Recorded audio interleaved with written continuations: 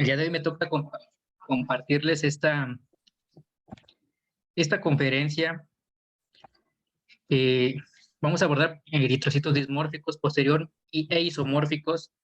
Posteriormente vamos a abordar el tema de células epiteliales, pero lo que compete hoy es abordar la parte de los eritrocitos. Un elemento realmente muy frecuente en el sedimento urinario, pues tienen una importancia clínica relevante, sabiéndolos identificar. Bueno, agradezco principalmente la invitación de Diego por incluirme a este curso. Bueno, creo que daremos inicio a esta charla.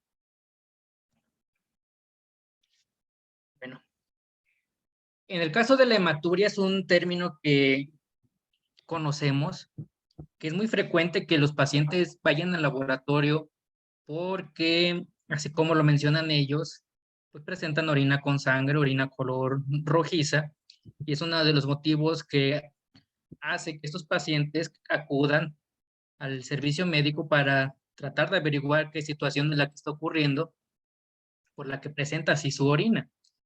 Entonces, en el caso de la hematuria, pues simplemente la podemos definir como la presencia de sangre en orina.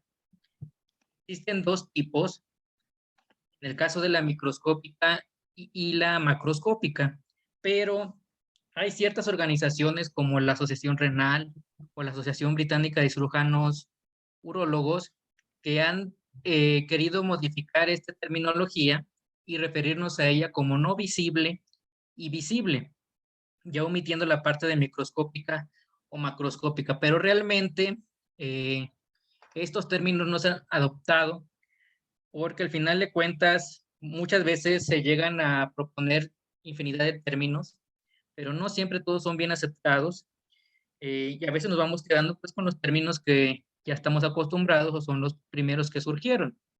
Entonces, en este caso, de forma indistinta, nos vamos a referir en esta conferencia a las hematurias como microscópicas o macroscópicas. Bueno, en el caso de la hematuria microscópica o no visible, se refiere cuando hay más de 3 eritrocitos por campo, en este caso hablando del seco fuerte, o sea, refiriéndonos al de 40 por. También existe variación en cuanto a la definición de la hematuria, a partir de cuándo empezamos a contarlo como hematuria, pero en este caso, este valor que les estoy colocando acá es del Colegio de Urólogos de Estados Unidos. Ellos definen como hematuria cuando hay más de 3 eritrocitos por campo a 40 por. Y claramente cuando es visible, cuando estamos viendo una orina que es francamente roja o incluso rosa. Y esto por lo regular se trata de cuando hay eritrocitos alrededor de 100 por campo, más o menos, que ya es extremadamente visible esta hematuria. Y pues existe una infinidad de patologías que pueden causar esta circunstancia. Las más comunes, por citar, podría ser una mera contaminación por una menstruación o podría ser, por ejemplo, una litiasis, que también cuando el hito se está moviendo, desgarra todo el tejido epitelial con el conectivo y esto hace un sangrado terrible y es una de las manifestaciones clínicas, en este caso, de que un lito se está moviendo o incluso que hasta fue expulsado. Bueno, anteriormente, cuando no existía la parte del microscopio y los urólogos o los nefrólogos evaluaban la orina simplemente observándola, ellos referían que cuando la orina era de color rojo o rosa, se trataba de una patología urológica, claramente la tenía que ver este servicio, y cuando esa orina tendía a tener un color ya café, se tenía que derivar a nefrología. Pero el problema aquí es que queda esto a medio tintero, porque, y las hematurias microscópicas, esas no las vemos. Los pacientes las pueden tener, incluso podrían ser a lo mejor hasta más frecuentes que una hematuria macroscópica o visible. Entonces imagínense qué tanto debe de pasar el paciente para que su orina se modifique con estas tonalidades y que nosotros las podamos ver para que el médico pueda diagnosticar y derivarse a los servicios. Eso claramente no. Entonces con la invención del microscopio ya se dieron cuenta que había hematurias que no eran visibles y pues claramente sí valía la pena evaluar a los pacientes porque esto quedaba a medias. El paciente tenía que su patología exacerbarse bastante para verse de forma visible. Pues claramente los pacientes no pueden estarse esperando hasta este grado. Por ejemplo, acá pues claramente una hematuria de color rojizo, eso ya indica una cuestión neurológica. Por ponerles un ejemplo, este es de una orina de una paciente que tenía una litiasis. Pues vean la tonalidad de rojo que tiene. En las otras tonalidades que ya son varias variantes del café, esto tiene cierto sentido porque claramente cuando una hematuria es muy alta, hablando a nivel nefrológico, a nivel del riñón, pues en este caso de aquí a que salga la orina, pues claramente pasa muchísimo tiempo y todo esto se oxida. La hemoglobina se oxida, por esta razón adquiere estas tonalidades de color café. Entonces, sí tenían cierta lógica estas interpretaciones, pero como les comentaba, tener que esperarse a que se manifieste esa orina con ese color, pues puede ser, podemos esperar bastante y el paciente se puede empeorar y pues claramente no, eso no es algo bueno. Existen diversas causas que van a depender de la edad del paciente, de muchísimas condiciones. Hay algunas que pueden ser transitorias, que un momento u otro tenemos una hematuria y al siguiente día ya no la tenemos y así estamos y eso probablemente es algo normal. Por ejemplo, durante el ejercicio, como se aumenta la presión arterial, se pueden escapar ciertos eritrocitos a nivel renal y eso no necesariamente es una cuestión patológica, sino por la misma circunstancia del aumento de la tensión arterial. Incluso hasta también se llegan a escapar proteínas. Por ejemplo, por esa razón, en pacientes que tienen actividad física, llegan a tener hematurias o proteinuria transitoria, pero eso es completamente normal por la misma circunstancia de la condición que tienen. Una infección del tracto urinario, cuando las infecciones del tracto urinario ya tienen muchísimo tiempo instaladas, eh, pueden causar que en este caso el tejido epitelial se desprenda por la misma circunstancia de querer evadir la infección, se empieza a desprender el tejido y esto puede exponer al tejido conectivo rico en vasos sanguíneos y provocar un sangrado.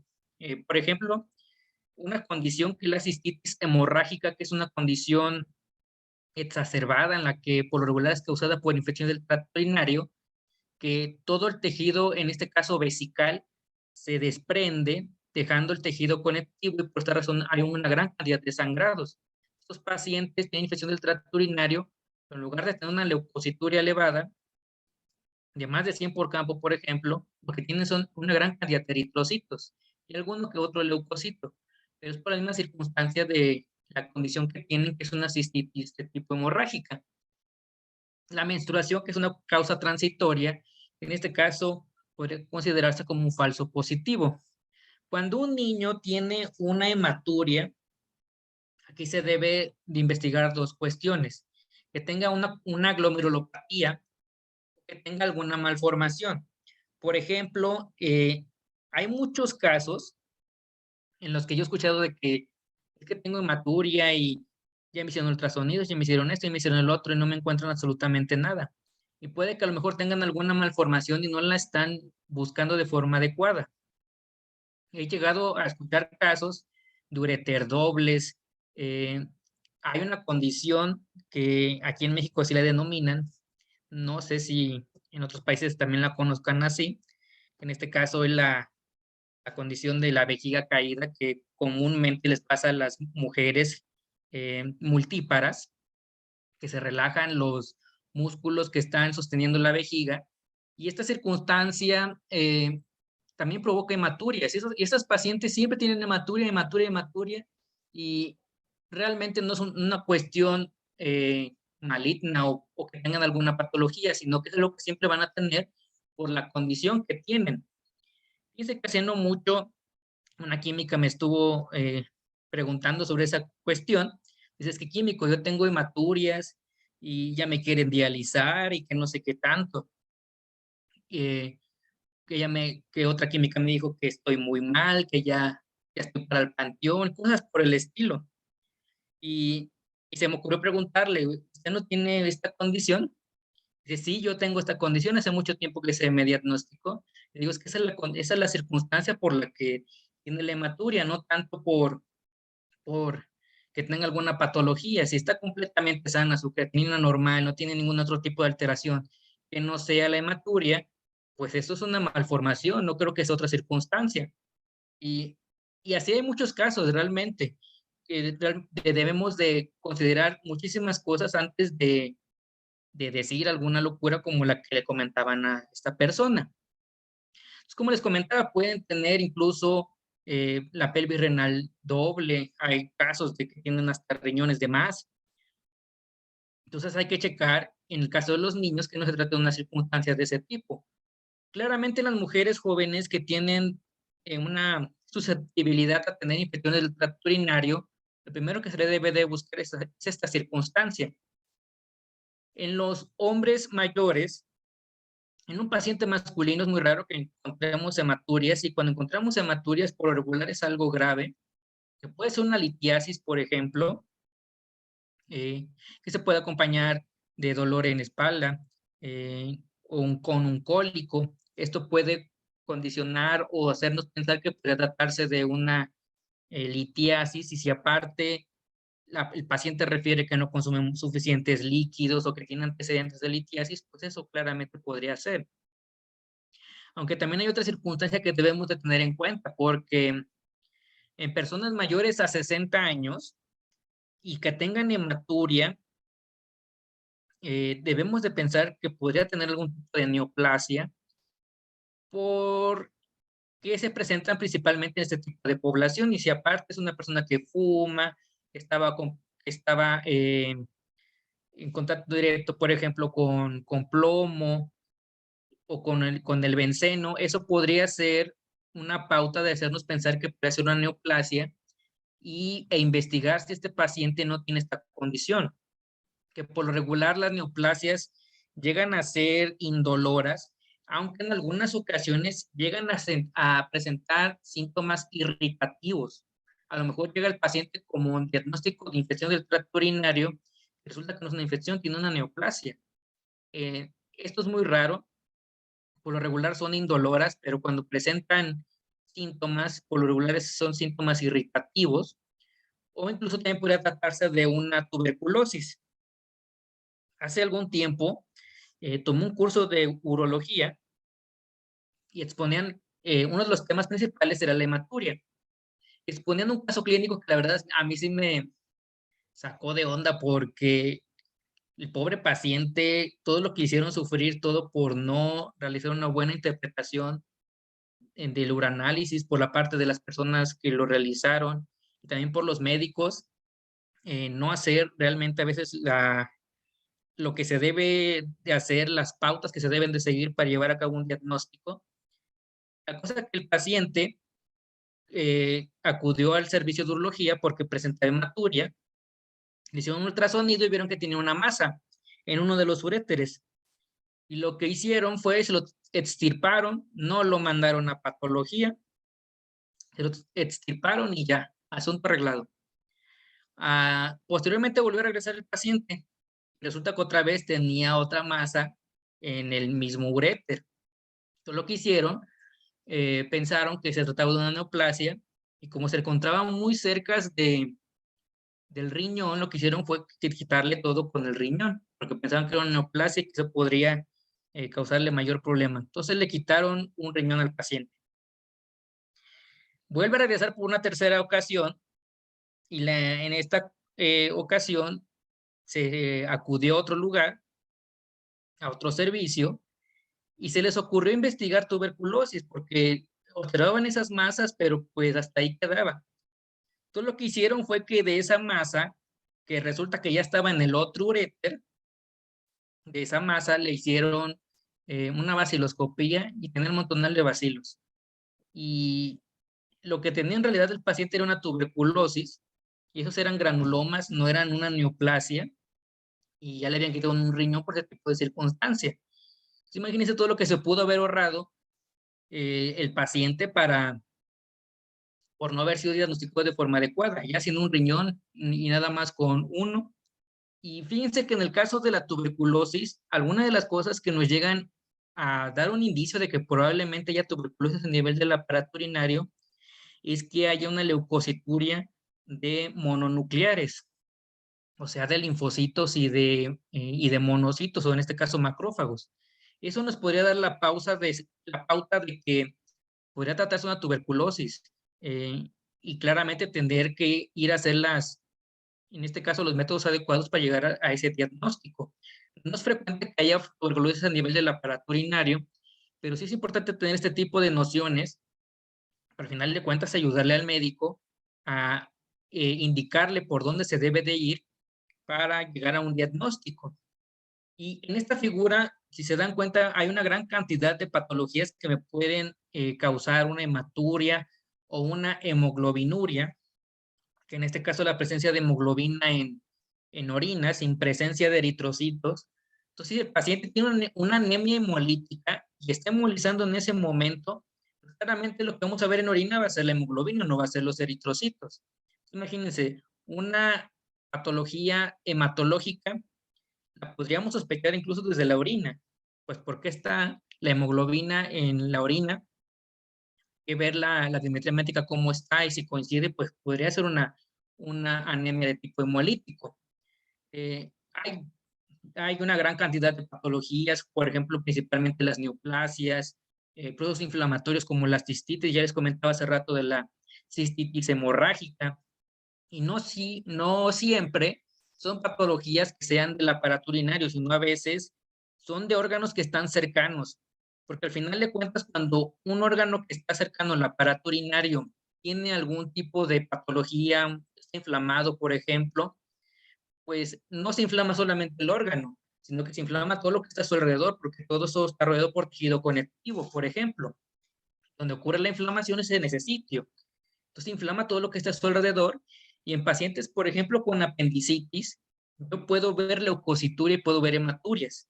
Y no son del aparato urinario, sino que son de un sitio cercano que el apéndice, como se encuentra muy cercano al uréter, pues compromete también la inflamación al uréter y se escapan por ahí eritrocitos, se escapan por ahí polimorfonucleares y yo veo leucociturias y yo veo hematurias en la orina, siendo que el diagnóstico es una apendicitis. Y eso sí es algo completamente normal y verídico, que sí me ha pasado muchos casos que yo he visto eso, y no significa que sea una patología como el vuelvo a repetir del aparato urinario, sino que hay una afección cercana que está causando esa circunstancia. Entonces, si se dan cuenta, como les comentaba, pueden ser principalmente procesos neoplásicos o procesos inflamatorios, como una cistitis, una prostatitis, una uretritis, que son más raras todavía que la cistitis, son mucho más frecuentes las cistitis que las uretritis. Un traumatismo a nivel de uretra o que la uretra está muy estrecha, eso también causa que eh, una hematuria o incluso cuestiones como ya les comentaba fuera del aparato urinario, que podría ser un sangrado a nivel vaginal, ya sea normal por la menstruación o porque la paciente tenga alguna condición que está causando esa hematuria.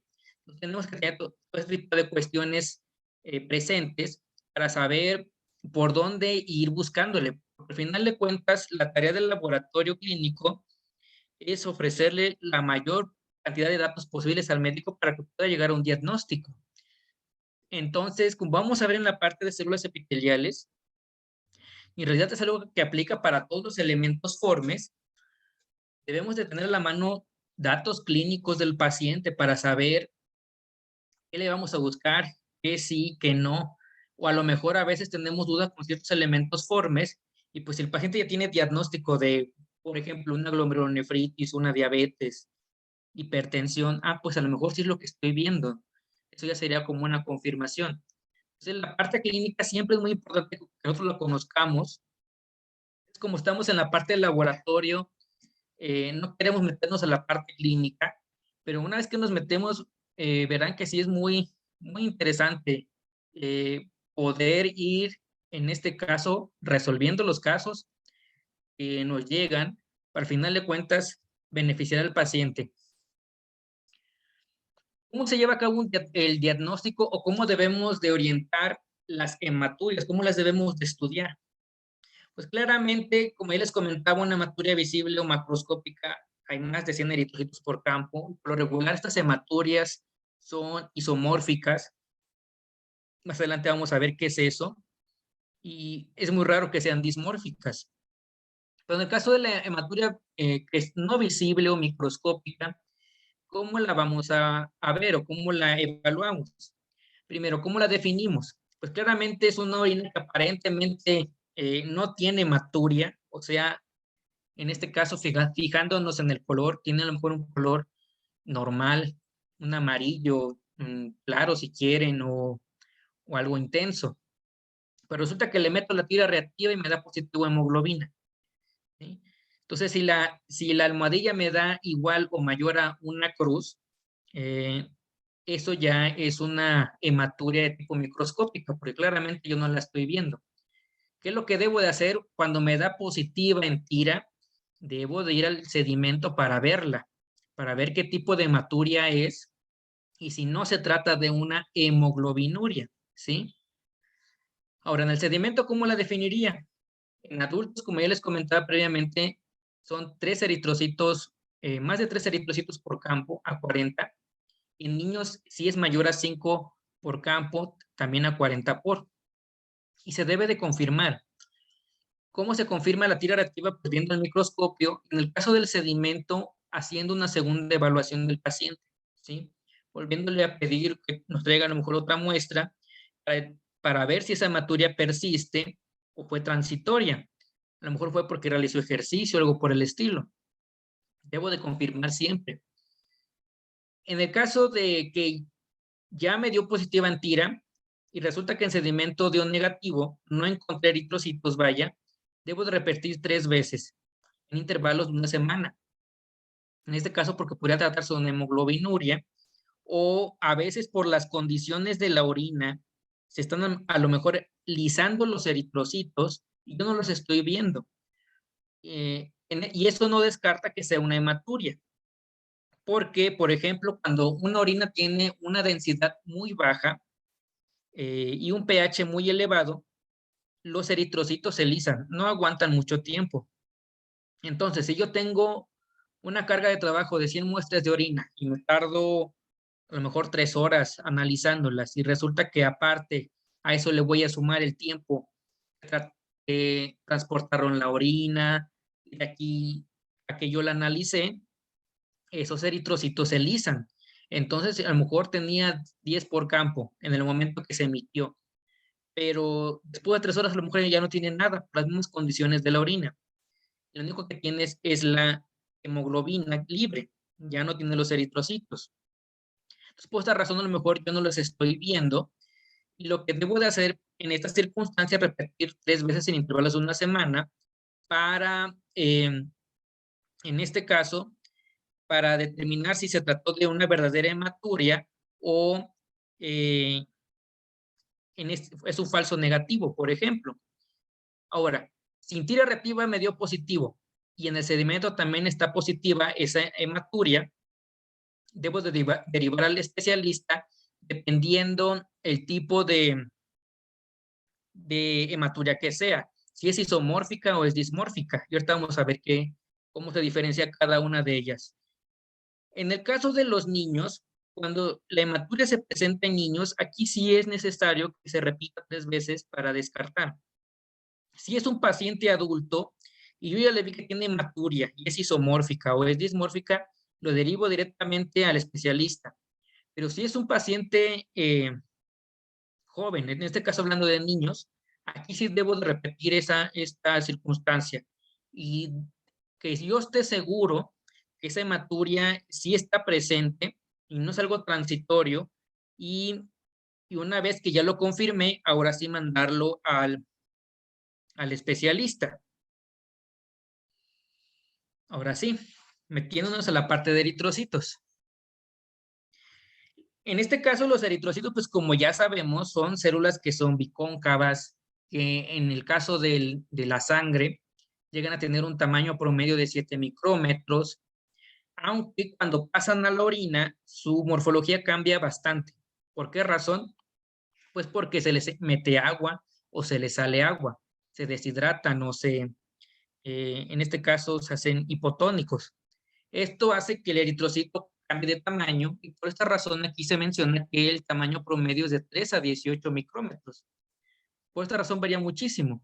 Si en sangre miden 7 micrómetros, en sedimento urinario van a medir de 3 a 18 por estas modificaciones que existen en la cantidad de solutos en la orina y esto ocasiona que haya variación en la morfología o en el tamaño. Ahora, la morfología del eritrocito puede cambiar dependiendo de distintas circunstancias que no siempre son patológicas. Puede ser una cuestión normal propia de la orina, de las condiciones del ambiente, vaya, o una cuestión patológica verdadera. Por esta razón, los eritrocitos se dividen en dos grupos.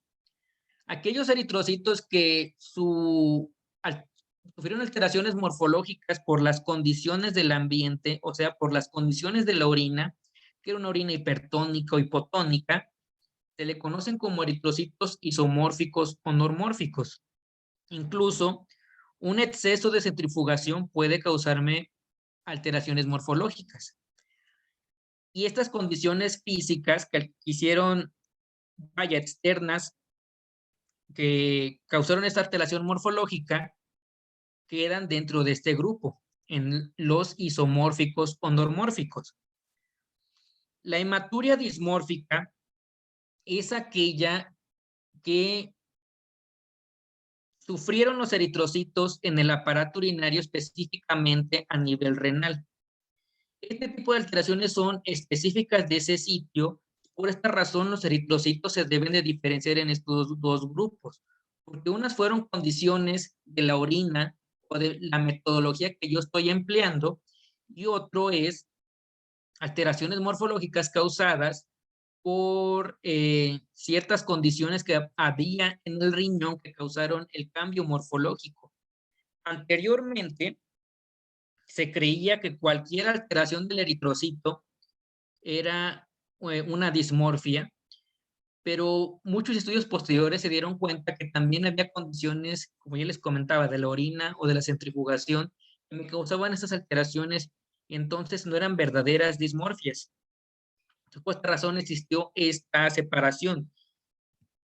Y ahorita vamos a ver cuál es cada una de ellas. En el caso de los eritrocitos isomórficos, yo puedo ver a los eritrocitos normal, con su morfología normal, o sea, como discos bicóncavos, aunque es muy raro realmente. Esto es principalmente cuando la hematuria es extremadamente reciente. Por esta razón, el eritrocito conserva esa morfología.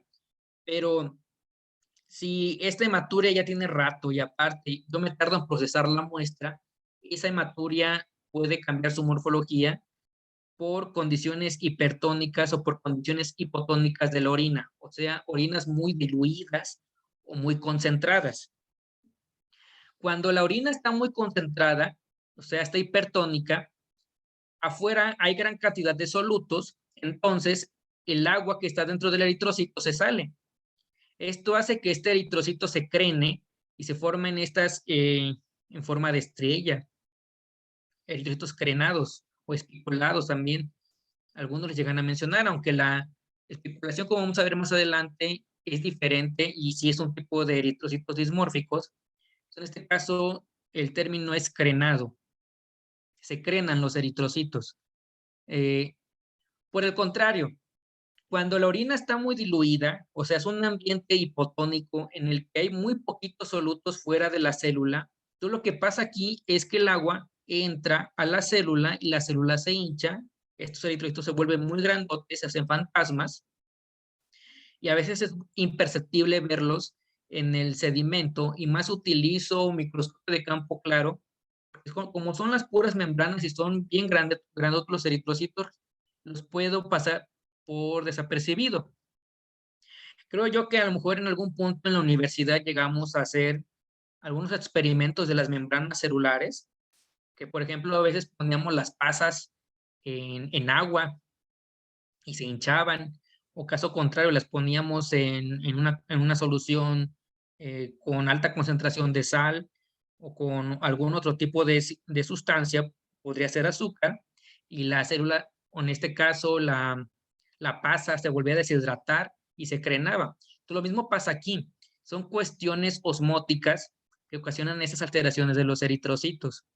Todavía hay personas que piensan que este tipo de alteración, que son eritrocitos crenados, es un tipo de dismorfia, pero no lo es, porque es causada por las condiciones del ambiente, como les comentaba, por las condiciones de la orina. Esto, por esta razón, se considera isomórfica o normórfica. Este tipo de hematurias, por lo regular, son del aparato urinario, pero les voy a comentar más adelante que, por ejemplo, las hematurias dismórficas, que como ya les comentaba, son o indican un sangrado a nivel renal, cuando ya la condición está muy exacerbada, esa hematuria dismórfica ya no puede estar a lo mejor presente y ya ocurre un cambio o una transición de hematuria isomórfica, que realmente ya los glomérulos están extremadamente dañados, el eritrocito pasa como si nada y ya no sufre ningún tipo de alteración. Entonces, en pacientes que tienen enfermedades renales ya muy graves, a lo mejor de una hematuria dismórfica. Eso lo vamos a retomar más adelante. Entonces, estas son las principales morfologías que podemos ver en un sedimento urinario y que se relacionan o se clasifican como hematuria isomórfica. En este caso, eritrocitos crenados o el discocito o el disco bicóncavo, que es la morfología a la que estamos acostumbrados, esferocitos, que en este caso son puras membranas de eritrocitos, ya no tienen nada de hemoglobina, toda ella se salió y quedan las puras membranas, por otra razón se ven así como esferas. Este otro tipo de alteración, que son monodiverticulares, que son esferocitos que tienen alguna ampolla, esta también puede ser causada, por ejemplo, en cuestiones de centrifugación excesiva, pero también se puede ver en hematurias renales. Este tipo de alteración es muy inespecífica porque se presenta por centrifugación y también se puede presentar en hematurias de nivel renal. Por esta razón, esta hematuria o este tipo de eritrocitos no es tan relevante. Ahora, cada una de estas morfologías no significa que así lo van a reportar. O sea, eritrocitos crenados, 20 por campo, 50 discocitos por campo, o 100 esferocitos por campo, no. Simplemente son los nombres que tienen, pero no necesariamente se deben de reportar así. Se reportan eritrocitos en general y ya. No reporto su tipo, vaya. Hablando de los isomórficos. En el caso de los dismórficos, la cosa cambia. Pero aquí no es necesario que se reporten eritrocitos crenados, eritrocitos discocitos, o esferocitos o monodiverticulares, no. No es necesario. Simplemente aquí los estoy mencionando como la bibliografía menciona que se llaman, no se deben de reportar así. Entonces vean acá, es una hematuria de eritrocitos isomórficos, son más de 3 por campo. Y esto que todavía tiene ampliación, está más, es una foto a 100 por. Y ven acá que la mayoría tiene forma de disco bicóncavo y se ven más o menos amarillentos o verdes. Y esto indica que todavía contienen hemoglobina. Vean acá, aquí ya se le salió la hemoglobina. Y por esa razón también captó el colorante, en este caso es colorante de Steinheimer-Malvin, y que tiñó la pura membrana celular, por esa razón se ve rosita, pero no porque tenga hemoglobina, sino porque capturó el colorante, porque la hemoglobina ya se le salió. Y estos también son discocitos, y ven acá, en este caso, muy probablemente la causa de esta hematuria fue porque tiene una infección del tracto urinario, porque hay uno que otro leucocito. En este caso, la paciente tenía una infección del tracto urinario. Vean aquí. Estos también ya son esferocitos, pero todavía contienen hemoglobina. ¿Sí? Apenas se les está saliendo, como por ejemplo acá esto ya se les salió la hemoglobina. Aquí algunos todavía en forma de discocito. Y estos todavía contienen esa hemoglobina. Aquí hay uno que otro leucocito.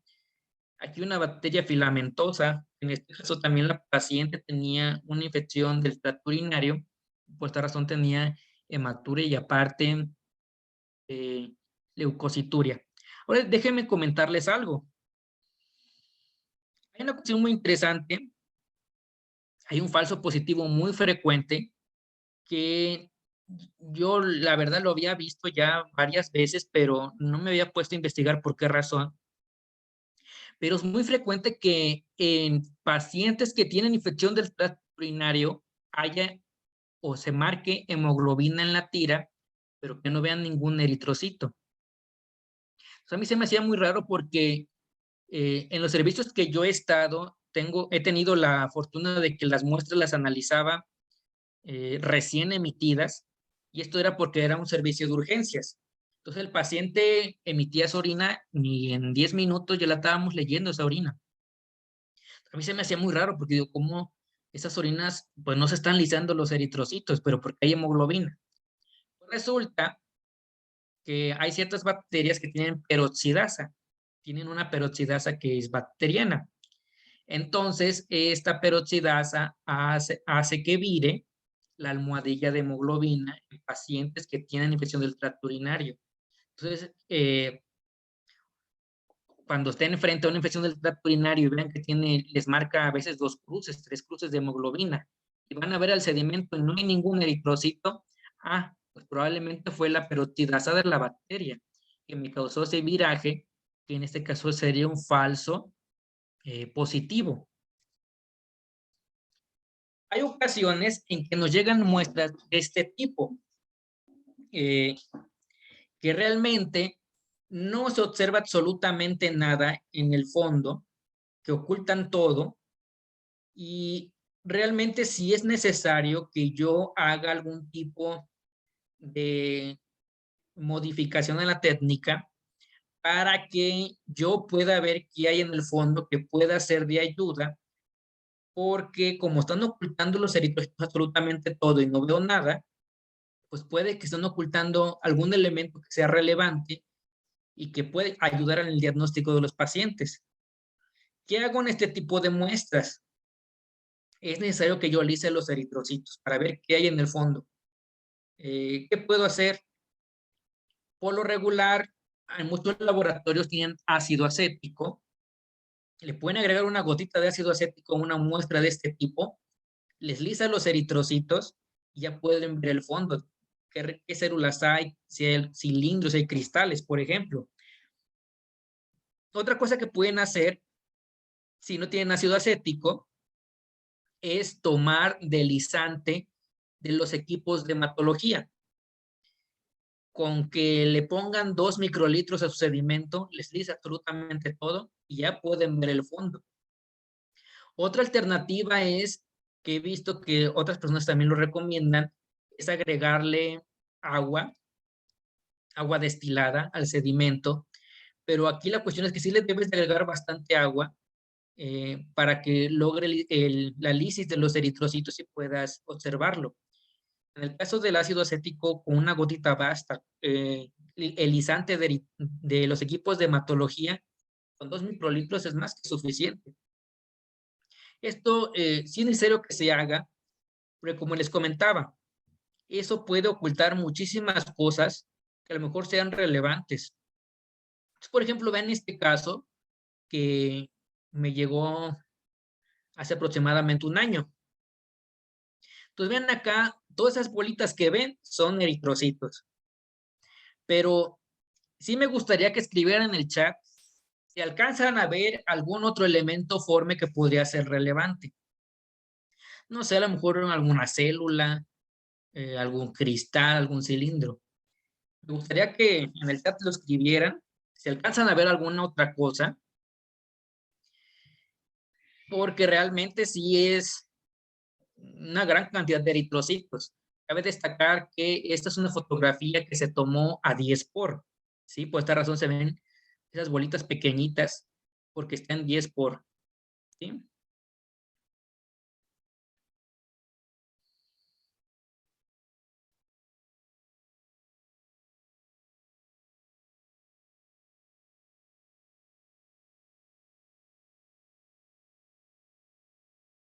Bueno, muchos dieron en el clavo. Hay cilindros, pero creo yo que están viendo menos de los que realmente hay. Esta muestra sí me causó mucha tentación, porque en el momento que le agregué el lisante, sí vi una gran cantidad de cilindros, más de los que yo veía así a simple vista. Entonces ven acá, el montonal de cilindros que tenía esta paciente. Esta paciente estaba cursando con una lesión renal aguda, tenía gran cantidad de cilindros, tenía gran cantidad de células renales también. A veces también con la hematuria puedo ocultarme la presencia de células renales. Entonces con el lisante los destruye. Y ya puedo ver realmente el fondo, qué es lo que, qué otro elemento hay que podría ser de ayuda. Entonces, esta paciente llegó con hematuria, pero resulta que le vimos cilindros y les vimos células renales y pues la patología no es de la vía urinaria, es de más arriba, eh, es a nivel renal. Entonces le cambia el diagnóstico a la paciente, se le manda una química sanguínea y resulta que tenía la creatinina de 3, tenía una lesión renal aguda y eso fue de un momento a otro, la paciente empezó a presentar todo esto. Entonces fíjense cómo aquí la cuestión cambió y los eritrocitos son isomórficos. Si alcanzan a observar, son de hecho de tipo esferocito, ¿sí? Si lo alcanzan a percibir, son isomórficos. Entonces, aquí con la cuestión de que la paciente tenía cilindros y tenía células renales, se le cambió el diagnóstico a que la patología debería de ubicarse a nivel renal y fue que la paciente se podía diagnosticar, nada más aquí agregándole un poquito de lisante, nos dejó ver que había en el fondo, ¿sí? Eritrocitos crenados en orinas hipertónicas. El otro grupo son los eritrocitos dismórficos y estos tienen gran relevancia clínica porque ya se los adelanté. Me indican daño a nivel renal, pero específicamente en el glomérulo. Cuando uno ya integra todas las cosas, se va viendo que cada uno de los elementos nos puede indicar cosas en específico. Porque, por ejemplo, las células renales que me indican una patología a nivel tubular, pero los eritrocitos dismórficos que me indican un daño en el glomérulo. Entonces ya es otra cosa ahí. Ya no es una tubulopatía, es una glomerulopatía. Entonces ven aquí cómo cambia el diagnóstico, nada más con ciertos elementos formes, sabiéndolos identificar y sabiéndolos interpretar. Entonces, específicamente estos eritrocitos es daño glomerular, ¿sí? Ahora, este es un glomérulo completamente normal. Tiene sus células endoteliales con esos pequeños poros que se llaman fenestraciones, que es por donde pasa el plasma y se filtra. Posteriormente está la membrana basal, que es esta malla que se ve aquí, que es el segundo paso de la filtración o la segunda barrera de filtración. Y posteriormente están los podocitos y estas estructuras que están aquí son sus pedícelos, las prolongaciones del citoplasma que contienen. Y esta sería la tercera barrera de filtración. Esto es un glomérulo completamente normal. Entonces, normalmente se filtra el plasma por aquí, pasa por la fenestración o por el poro, por la membrana basal y después por los pedícelos del podocito. Pero si se dan cuenta, estos poros son muy pequeñitos como para que un eritrocito o una célula sanguínea se escape por ahí. No pasan. Esas son condiciones normales. Pero por patología, por alteraciones en el glomérulo, puede que estas fenestraciones se hagan mucho más grandes y se empiezan a escapar los eritrocitos. Pero la cuestión es que cuando se escapan los eritrocitos por estos agujeros, como lo hacen bajo presión, y aparte, a lo mejor el tamaño no es lo suficientemente grande, y tienen que pasar la membrana basal, y tienen que pasar los pedícelos de los podocitos, su morfología se altera, ¿sí? Se le sale la hemoglobina porque los eritrocitos, su membrana la, la perforan al pasar por aquí, se sale la hemoglobina, el eritrocito le cambia la morfología y estos son eritrocitos dismórficos. Esta es la forma en la que se genera este tipo de morfología que es específica. Ahora, por mucho tiempo se creía que la alteración en la fenestración del endotelio, del glomérulo, era donde estaba el problema. O era la causa de la presencia de eritrocitos dismórficos.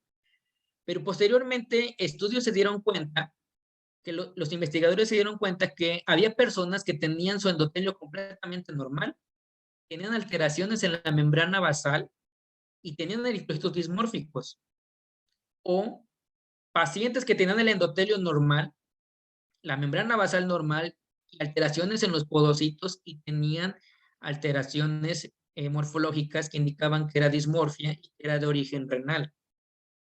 Entonces, no se sabe en la actualidad qué es lo que ocurre en estos sitios para que se genere una hematuria dismórfica. No se sabe, pero sí se ha visto que alteración en cualquier de uno de estos componentes de filtración del glomérulo me puede causar una hematuria de tipo dismórfico. Y vean acá. Esto es con microscopía electrónica y vean la alteración que tienen los eritrocitos, que si se dan cuenta, esto de acá es un hueco, es un hoyo que tiene el eritrocito. Acuérdense que los eritrocitos bicóncavos, la parte clara del eritrocito no es que tenga un hueco, sino que las dos membranas en este sitio están muy cerca una de otra, que hace la apariencia de que hay un hueco, pero en realidad no es un hueco. Si vemos el eritrocito normal con microscopía electrónica, aquí le veríamos una pequeña depresión, pero todavía habría membrana aquí. Pero aquí, si se dan cuenta, no hay membrana, es un hoyo. Está agujerado este eritrocito. Un eritrocito dismórfico. Este también tiene un hoyo aquí. Este también aquí tiene otro hoyo. Y vean que aparte tiene estas estructuras, estas protrusiones o estos blebs también les llaman. Esto indica que es una hematuria de tipo dismórfico. Aparte del daño que sufren los eritrocitos al atravesar las barreras de filtración, también sufren daño osmótico. Porque ven aquí cómo cambia la osmolaridad a lo largo de los túbulos renales. De 300 se pasa a 1200, de 1200 a 300, a 100, a 100, a 100, y termina en 400 y 800.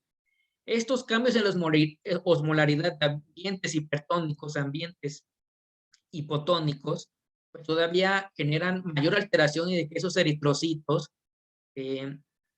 presenten este tipo de alteraciones como les mostraba aquí.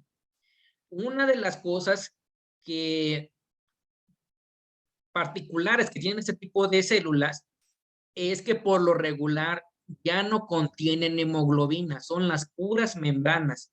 ¿Por qué no tienen hemoglobina? Pues ya tienen un hoyo, por eso salió absolutamente toda esa hemoglobina. Y aparte, todo ese daño osmótico que sufrieron al pasar por aquí, esos eritrocitos por lo regular no tienen ya hemoglobina, son las puras membranas que se presentan. ¿Cuáles son las morfologías que presentan estas células? Que yo, ¿cómo consideraría a cierto eritrocito como dismórfico? ¿Qué debe representar? Son principalmente 4 subtipos que en este caso que existen. Uno de ellos es el vacío, que es un eritrocito que presenta un agujero, que por lo regular está de forma excéntrica o puede estar central, pero es pequeño. ¿Sí? Es un agujero. El anular, como su nombre lo indica, son eritrocitos que tienen forma de anillo. O sea, estos que están acá, que es la pura, en este caso comodón aparece, o anillo, estos son de tipo anular y tiene un agujerote en el centro. ¿Sí? Vean aquí. Y una variante del anular es el codocito, que puede que presente un pliegue en el centro. ¿Sí? Cuando yo observo puro de este tipo de eritrocitos de tipo anular, lo regular son patologías de curso benigno. Los espiculados, en este caso, presentan prolongaciones pequeñitas, muy delgadas. Para diferenciarlo espiculado, recuerden que en el caso del espiculado presentaba estas prolongaciones, pero eran en forma de triangulitos o de piquitos. Pero en este caso no, son como palitos más que nada. Y también cuando son con única alteración, por lo regular son patologías de curso benigno o ya un tipo más moderado. La última alteración, que es la más importante, es el polidiverticular, que también se le conoce como acantocito, y que presenta estas protrusiones o estas evaginaciones o estos blebs alrededor de toda la célula. Y esto ya me indica un daño glomerular severo, ¿sí? De hecho, se piensa que el espiculado es el precursor del polidiverticular, porque se cree que estas espículas se van uniendo y después forman estas evaginaciones o estas protrusiones. ¿Cómo se ven? Vean aquí que se ve ese agujero en el centro, ¿sí? Este es un agujero pequeñito, recuerden, o que esté algo amorfo. También ese agujero también se podría considerar como vacío. Pero cuando está extremadamente grande, que esa célula tiene una forma de dona o tiene una forma de anillo, ya se le considera anular. Y si tiene ese pliegue en el centro, es de tipo codocito. Vean aquí estos que son los espiculados y vean que no tienen forma de triangulitos, como en el caso de los crenados, sino que son como palitos más que nada. Y vean acá que lo que menciona la teoría es que una vez que se empiezan a unir, forman eh, estos blebs o estas evaginaciones que finalmente darán lugar al polidiverticular o al acantocito, ¿sí? Entonces ven acá, esos acantocitos pueden tener desde una, eh, una evaginación, pero tienen esa forma de dona o anular. Si tiene forma anular y tiene una protrusión, ya se le considera polidiverticular o en este caso específicamente acantocito.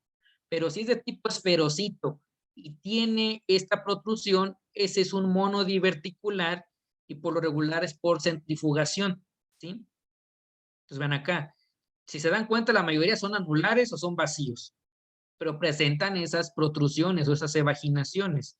Incluso usted acá sí las tenía, pero las perdió probablemente durante la centrifugación. Vean aquí que este es anular, aparte tiene ese pliegue en el centro, y tiene estos pequeños filamentos, ¿sí? O sea que es anular y aparte también es espiculado. Eso también ya se le podría considerar un acantocito, que se le llaman de tipo complejo, cuando ya presentan más de una alteración una misma célula. Todos estos son eh, lo que se les conocería como acantocitos. Entonces, vean aquí, hay que tener cuidado porque cuando los eritrocitos son bicóncavos, se llegan a confundir con los eritrocitos anulares, pero recuerden que el anular no contiene hemoglobina porque contiene ya ese hoyo, ese agujero que hizo que se escapara toda esa hemoglobina. Si utilizan colorante, esa membrana se tiñe porque esta célula pues tiene ese agujero ya, ¿sí? Y estos no se tiñen. ¿Por qué no se tiñen? Porque es una célula que todavía está íntegra, que todavía contiene hemoglobina y por esta razón los colorantes no entran, ¿sí? Pero una vez que ya se tiñó, ese definitivamente es muy probable que se trate de un dismórfico, ¿sí? Porque recuerden que también hay ciertos isomórficos que también se les sale la hemoglobina, como en el caso de los esferocitos, y también se tiñen.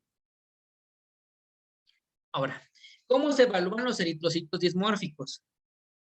Y hay disyuntivas, porque he visto que hay personas que lo reportan por campo, lo reportan en escasos, moderados o abundantes. Aquí la cuestión es de que si tenemos dudas de cómo reportar las cosas, debemos ir a la bibliografía. Y con la forma en la que estén los valores de referencia, es cómo se deben de reportar. Si ustedes van a la bibliografía, se van a dar cuenta que los eritrocitos dismórficos, sus valores de referencia están en porcentaje. Hasta el momento, solamente creo en un lugar los he visto por campo, pero la mayoría están en porcentaje, ¿sí? Hay gran cantidad de estudios en los que hay varios puntos de corte que establecen a partir de qué número ya se considera 100% seguro que hay patología glomerular. Y si es inferior a ese porcentaje, puede que sí, puede que no, y debemos de evaluar otra vez. Ahora, en este caso, ¿cómo se evalúan? La morfología que les mencioné de anular, de vacío y de especulado, no es necesario que la informen así, sino en general como dismórficos. No es necesario que la clasifiquen, vaya, sino es un solo grupo, dismórficos. Si están menor al 40%, puede que no tengan importancia clínica. Deben de pedir otra muestra al paciente para corroborarlo. Si los vuelve a presentar, deben de pedir una tercera muestra si lo sigue presentando al nefrólogo. Pero si están mayor al 40% en una sola muestra, y si es un paciente adulto, eso ya es muy seguro que se trata de una patología glomerular. Ahora aquí hay un punto y aparte. Estos tres se reportan en un grupo en general que son los dismórficos, pero aparte están los acantocitos o los polidiverticulares, porque estos tienen su propio porcentaje. Como ya les comentaba previamente, esta alteración me indica una patología renal severa. Entonces, por esta razón, estos tienen una importancia clínica muy grande. Con solo observar un 5%, eso ya es un daño renal. Ahora, aquí depende de la bibliografía que también consulte. Porque, por ejemplo, hay bibliografía que dice que el 80% de dismórficos es 100% seguro que hay patología glomerular. Hay otras que dicen que el 20% y otras que dicen que el 15%. Ustedes deben de ver a qué bibliografía se van a enfocar para establecer su reporte. En este caso yo les estoy mencionando estos valores de corte que son los que propone el doctor Fogassi, que es un nefrólogo italiano muy importante que ha evaluado una gran cantidad de estudios de sedimento urinario y sabe mucho de este tema. Él menciona estos puntos de corte, son los que yo les manejo. Pero fíjense que aquí en el caso de los acantocitos, cualquier estudio que ustedes agarren, todos dicen que el 5%. Las demás morfologías varían, pero el acantocito no. Ahora, ¿cómo los van a contar? Porque ahí es donde hay dudas, muchas veces. Esta parte como que no se comprende a veces mucho. O más bien, nunca nos las enseñan. Porque esto, por ejemplo, yo nunca lo vi en la universidad. Sino hasta que uno se pone a actualizarse, a leer, va a ir aprendiendo ese tipo de cosas. Pero por regular, ese tipo de circunstancias no te las enseñan en la universidad. ¿Cómo los cuento? Como si estuviera haciendo una cuenta de leucocitos en el extendido sanguíneo. ¿Qué hago en el extendido sanguíneo? Cuento 100 leucocitos y voy clasificando cuántos neutrófilos vi, cuántos linfocitos vi, cuántos eosinófilos vi. Así le hago también aquí. Les pongo este ejemplo. Este es el campo número 1. Entonces, en su casita donde están, vayan viendo cuáles son dismórficos y cuáles no lo son. Y ahorita vamos a ver cuáles, según yo, son dismórficos y cuáles no lo son. ¿Listos? Bueno, los que están encerrados en rojo son dismórficos. Los que están en azul son isomórficos. ¿Cómo le hago? Tengo que juntar 100 eritrocitos. Y de esos 100 eritrocitos debo de diferenciar cuáles son dismórficos, cuáles son isomórficos y cuáles son acantocitos, ¿sí? Entonces, ven acá. La mayoría de isomórficos son de tipo esferocito, pero recuerden que les dije que no los debo de subclasificar, ¿sí? Isomórficos y ya. En el caso de los dismórficos, aquí sí hay, la mayoría, si se dan cuenta, son vacíos, la mayoría. Pero aquí hay algunos acantocitos. Yo cuento, ¿cuántos isomórficos hay? Pues cuento 1, 2, 3, 4. Y según yo, hay 49 isomórficos en este campo nada más. Dismórficos, ¿cuántos hay? 32. Acantocitos, ¿cuántos hay? 7.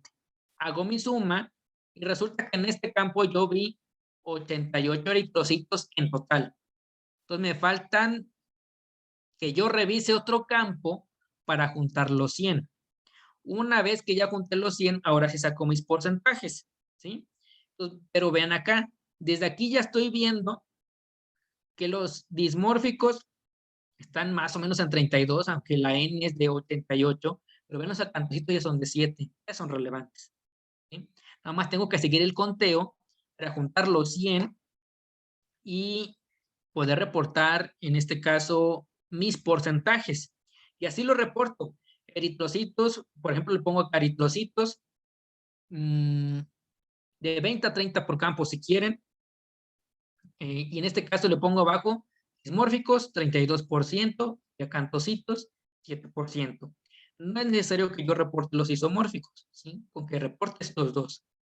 Son los relevantes, son los que me indican la patología renal, ¿sí? Entonces recuerden, este fue mi campo 1, me debo de ir a otro campo para juntar mi total, que van a ser 100 células. Ahora otra cuestión. Si ustedes me preguntan, químico, ¿puedo contar 50 eritrocitos? Porque no me alcanzaron, porque son muy poquitos. ¿Puedo contar 30? ¿Puedo contar 20? Y se puede. Pero el problema aquí es que entre menos células cuenten, menor sensibilidad y especificidad tendrá su resultado. En la medida de lo posible, si pueden juntar 100 células, es lo recomendable. Ahora, ¿cómo le hacen sin ese sedimento y poquitas células? Pues si es necesario, centrifuguen más muestra eh, y háganse otra preparación. Hay ocasiones en las que yo he tenido que leer 3 preparaciones para juntar los 100 eritrocitos. Y es mucha talacha a veces, mucho trabajo estar eh, contando estos eritrocitos porque nos podemos encontrar campos así o campos con 1, 2 o 3, pero con tal de informarle, en este caso, de forma más adecuada al paciente, pues sí amerita hacerlo, porque en este caso, pues claramente, si fueran nuestros familiares, si fuéramos nosotros, pues sí, léete 6 preparaciones para que me juntes los 100 eritrocitos. Entonces, también el paciente se merece que hagamos un poquito de esfuerzo para hacer este tipo de juntar a las 100 células. Ahora, si pueden contar más de 100, pues mucho mejor, pero con que junten 100 sería lo ideal para que les puedan dar un estimado, en este caso, más o menos seguro de lo que se está observando. Pues ven acá, si es claro. Esta es una foto 40 por. Ahora, ¿cómo, cómo llamarían a esta estructura que tengo encerrada en estos círculos azules? Si me lo pueden escribir en el chat, por favor, cómo los llamarían ustedes? ¿Qué es lo que ven ahí? ¿Qué creen que son?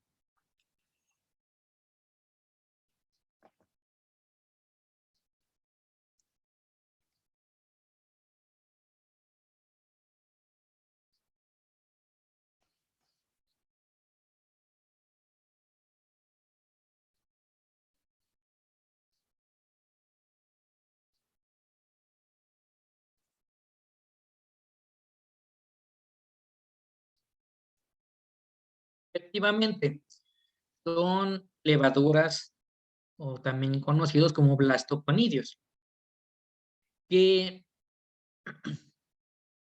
algunas personas, sobre todo cuando a veces tenemos poca experiencia leyendo muestras o a lo mejor no hemos estado en el área de micología o de microbiología y no conocemos estas estructuras, podemos pensar que podrían tratarse de eritrocitos dismórficos. Y fíjense que sí, hace algún tiempo hice una publicación de eritrocitos dismórficos y puse la foto y las puse con tinción, en campo claro, en contrastes de fases. Y vi que muchos me comentaban, esas son levaduras, esas son levaduras. Digo, no, es que no son levaduras. La morfología es muy clara. Las levaduras, aparte de que tienen variable morfología. Vean acá cómo esta está de larga. Aparte, contienen estas vacuolitas son de glucógeno. Si ustedes le ponen Lugol a esta muestra, esta vaporita se va a teñir de café, porque esto es glucógeno que almacenan, que podría ser una tinción que podrían utilizar para poderla diferenciar de un eritrocito dismórfico. Estas vacuolas se tiñen, porque tienen glucógeno almacenado. ¿Qué otra cosa pueden hacer? Si tienen dudas, una tinción de gramo. Dadas sus características de su pared celular, en el caso de las levaduras, retienen el cristal violeta, por lo que se observan de color morado. Un eritrocito no, ¿sí? Siempre se van a observar de una tonalidad rosa, en este caso, roja, dependiendo que su calidad de safranina que tengan. Podría ser otra técnica que pueden utilizar para poder diferenciar ambas estructuras, en el caso de que tengan dudas. Y sobre todo si son personas que apenas están aprendiendo esta área. Y ven acá, pues compárenlo con las levaduras. Pues claramente cuando ya tenemos un poquito más de experiencia, pues ya podemos diferenciarlas. Ven acá, un eritrocito anular que tiene una protrusión. ¿Sí? Bien, y la mayoría de aquí son vacíos. Aquí hay un esferocito. Esto es sin tinción. Y aquí otra diferencia. Recuerden que les comentaba que por lo regular los eritrocitos dismórficos son las puras membranas, ya. No tienen nada de hemoglobina. Entonces ustedes les ponen un colorante como Steinheimer Malvin, se tiñen, como ven aquí. Todos están teñidos y son dismórficos. Este es vacío. Ven que este aquí tiene su prolongación o su protrusión. Estas son levaduras o blastoconidios de una muestra que también está teñida, pero el colorante no les entra porque están vivas, salvo que la levadura o el blastoconidio ya esté muerto. Si ya está muerta la célula, el colorante sí les entra, pero por lo regular siempre están vivitas y las vamos a observar incoloras porque no les va a entrar ese colorante, ¿sí? En este caso, una tinción en fresco como Steinheimer Malvin. Vean aquí, estos contrastes de fases, las levaduras y aquí un eritrocito dismórfico, ¿sí? Está queriendo ahí esconderse entre ellos, pero pues así se puede diferenciar. Ahora fíjense que hay una cuestión interesante porque la bibliografía menciona que si ustedes quieren evaluar eritrocitos dismórficos deben utilizar contraste de fases. Es el método ideal. Y fíjense que tuve la oportunidad de trabajar con contrastes de fases y realmente en esa parte sí tiene razón la bibliografía. Sí te ayuda un montón, porque a veces hay muestras que tienen muy poquitos eritrocitos y luego son dismórficos a veces. Y si tú pasas rápido esa platina leyendo el sedimento, puede que no los veas, que los pases por desapercibido. Pero con contraste de fases, eso no pasa. Aunque leas muy rápido ese sedimento, ves a esos eritrocitos dismórficos. Ven aquí estos campos claros sin tinción. Y a lo mejor ya vieron que hay allí uno que otro eritrocito dismórfico. Pero si ustedes le pasan rápido, en este caso, la platina, puede que los pasen desapercibidos y no los vean. Entonces, una vez que utilizan contrastes de fase, la cosa ya cambia. Porque ya ven que hay un montón de eritrocitos dismórficos. Aquí hay uno, aquí hay otro. Otro acá, otro acá, otro acá. Hay vacíos. Hay acantocitos o polidiverticulares. Aquí hay un vacío abajo. Hay esferocitos. Incluso vean que hasta estos filamentos de mucina se ven aquí. Y aquí no veo nada, ¿no? Es una de las ventajas del contraste de fases. Igual acá, lo mismo, si ustedes barren rápido esta preparación, a lo mejor puede que ni los vean. Puede que les cueste trabajo observarlos. Pero el contraste de fases sí realmente ayuda bastante. Ven aquí. Son eritrocitos dismórficos. Incluso la tinción a veces sí se queda corta. Sí me ha pasado muchas veces de que yo no vi eritrocitos dismórficos a 40 por cuando hice mi lectura.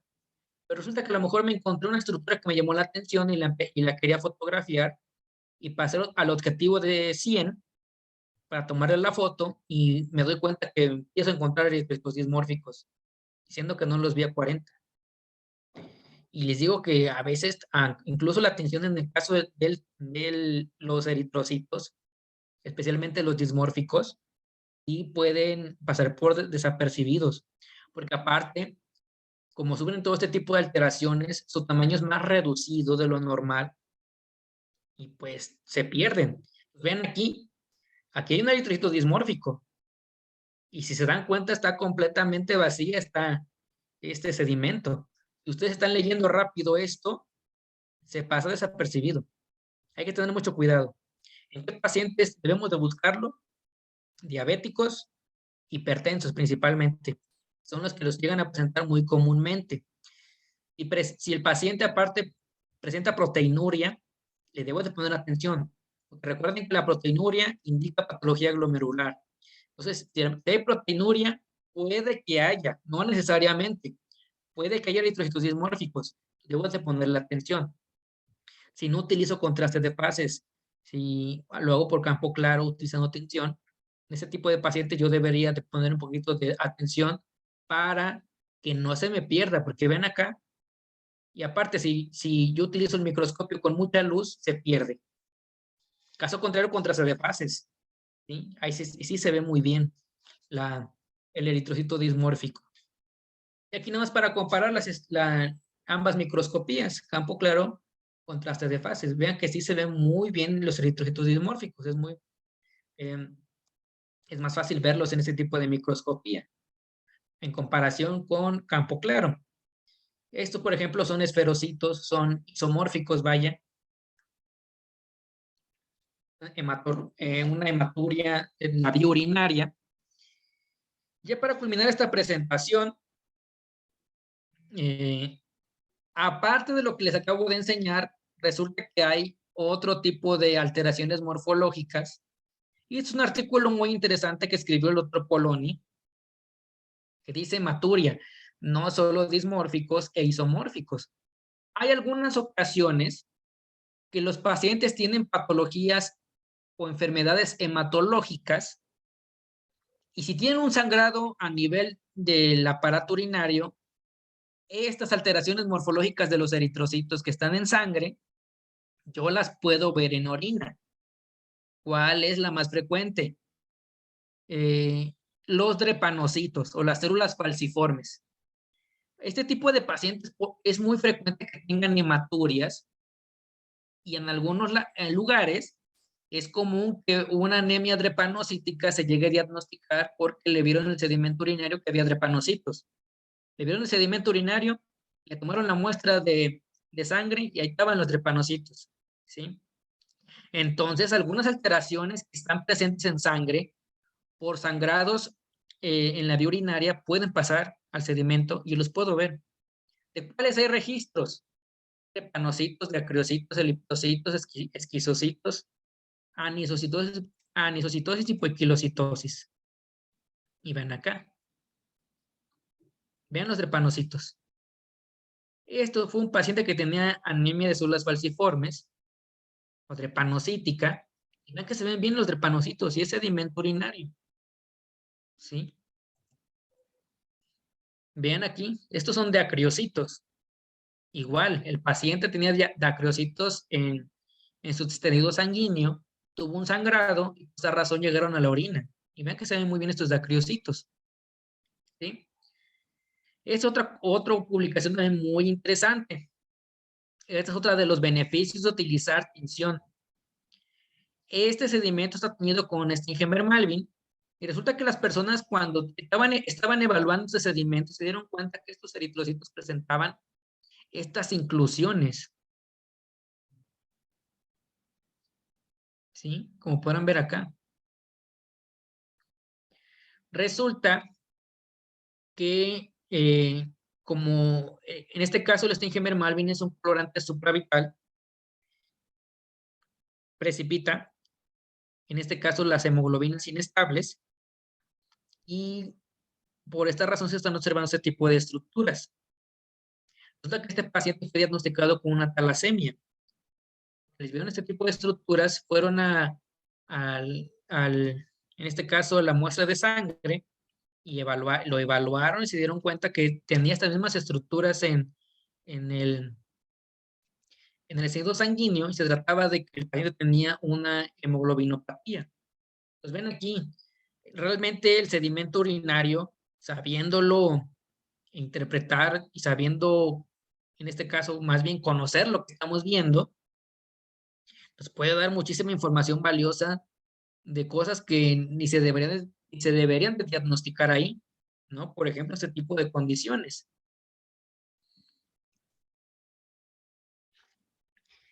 Por último, les quería tocar esta parte. También es una cuestión interesante, que son los de acá. Esta lo conocemos, lo hemos visto en el tejido sanguíneo y se le llama rouleau, que se escribe rouleaux. Este tipo de alteración, que son pilas de monedas, eh, se da bajo ciertas circunstancias cuando se pierde el potencial Z y los eritrocitos empiezan a agregar. Resulta que este tipo de alteración también se ve en la orina. En la literatura solamente hay un caso clínico publicado, solamente uno. No hay más. Y desgraciadamente los casos clínicos son el nivel más bajo de evidencia científica. ¿Qué les trato de decir con eso? El hecho de que lo hayan publicado no significa que esté relacionado a algo. Hace falta muchísima más evidencia para corroborar que si es o no es. Fíjense que en ese paciente que le encontraron estas alteraciones, le hicieron una electroforesis a su orina y encontraron que había cadenas ligeras de inmunoglobulinas. Trataron de buscarle la neoplasia que la estaba produciendo, que por lo general son los mielomas, pero no se la encontraron. Pero tenía esta proteinuria que no era de albúmina, sino que era de cadenas ligeras. Y esto fue la causa de la presencia de este tipo de alteración. Ahora recordemos, en sangre, este tipo de alteración morfológica es causada ¿por qué razón? Por proteinurias, perdón, por la elevación de proteínas en sangre diferentes a la albúmina. ¿Cuáles? Los reactantes de fase aguda, las inmunoglobulinas, son las principales causas por las que se genera rouleau en sangre periférica. Entonces se sospecha que pasa lo mismo en sedimento urinario. Ahora déjenme platicarles este experimento que yo hice. Dice que por alguna razón quise comprobar esta parte y en un sedimento urinario que tenía el paciente tenía una hematuria. Resulta que digo, pues voy a evaluar esta parte del rouleau, a ver si se forma in vitro. Y lo que hice aquí fue que del lado derecho le agregué albúmina, montonal de albúmina que le agregué. Le, agregué, le agregaba y le agregaba y le agregaba y le observaba el microscopio, le volví a agregar y le volví a observar el microscopio. Bueno, la concentración de albúmina fue excesiva y nunca se formó rouleau. Siguieron los eritrocitos de forma normal, dispersos. En este otro caso, yo agarré el plasma de un paciente que estaba cursando con una infección, tenía pie diabético, si no mal recuerdo, tenía una infección severa, entonces tenía los reactantes de fase aguda hasta el cielo, por ejemplo, la PCR. Claramente puede que también haya habido inmunoglobulinas elevadas por la misma circunstancia del proceso inflamatorio, y se le agrega a la muestra. No recuerdo muy bien si con 5 microlitros que le agrega el sedimento urinario se formaron estas estructuras. Entonces, esto hasta cierto punto es evidencia de que estas moléculas, los tratantes de fase aguda o los anticuerpos, pueden provocarme este tipo de alteración en el sedimento urinario. Ahora, ¿en qué paciente los podría encontrar? Posiblemente en pacientes que tengan infección del tracto urinario, por alguna circunstancia tengan una hematuria, están escapando también por ahí los tratantes de fase aguda o los anticuerpos. Otro tipo de población, pacientes con mieloma, ¿sí? En esta circunstancia de neoplásica de las células plasmáticas, donde hay una producción excesiva de anticuerpos, también pueden observarse ese tipo de alteraciones. Es una cuestión muy interesante y esto es meramente una hipótesis que hace falta que se investigue.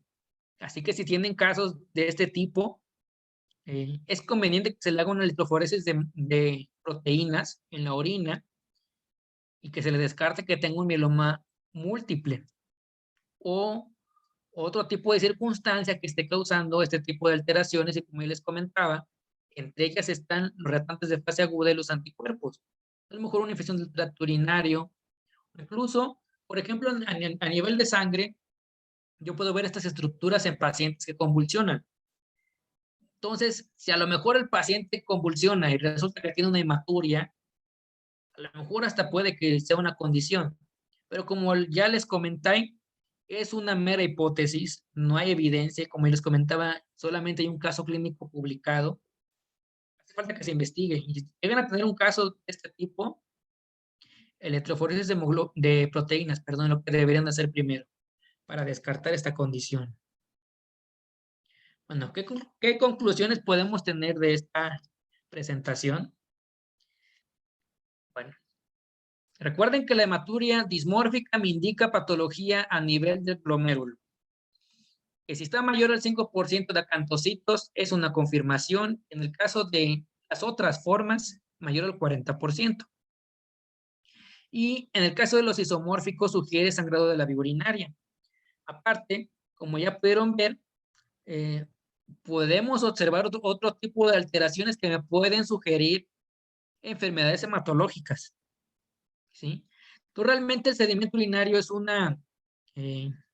muy rico en lo que nos ofrece.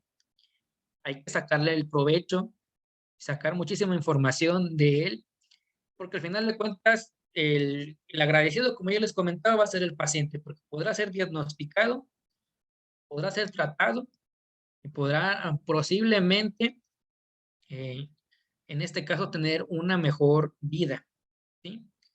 Entonces, por la sesión de hoy sería todo.